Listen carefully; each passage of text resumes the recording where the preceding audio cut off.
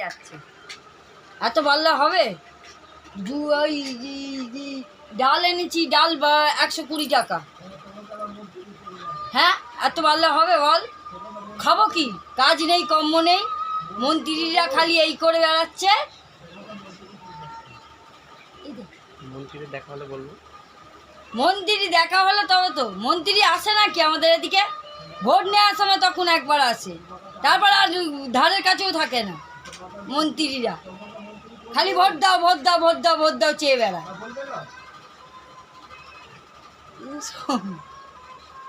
হ্যাঁ বল, আলু ছিল 14 টাকা, সেখানে হলো 16 টাকা, 2 টাকা করে সব জিনিসে বেশি।